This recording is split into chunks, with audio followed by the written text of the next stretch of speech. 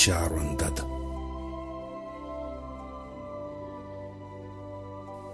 Teto Dada no nananatra nanorotoro ro filamatra hitondrako ny hoaviko ny keko ireny tsy nolaviko.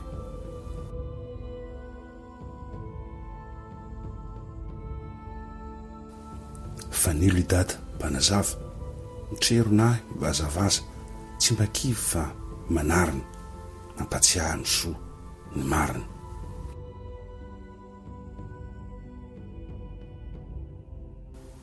Teto ikaky ny nanambitamby rehefa ndreo sy mampisamby ny fahatanorako izay marefo tsy alana sefosefo. Tsy Dada ve no loharano ny anarak'olomano, ny anarako mamindra ny hoaviko irindra.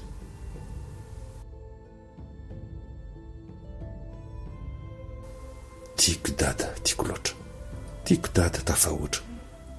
Dada mantsy no mangirako ny aviko sy ny poirako. Dada somary mahery teny neny indray malemilemy reny rehetreny atambatra dia mitsimbina io sambatra.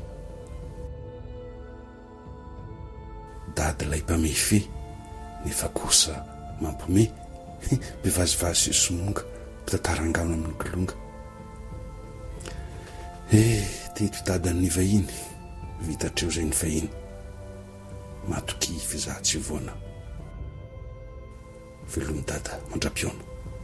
Boany Daniel 12 Jona taona 2012.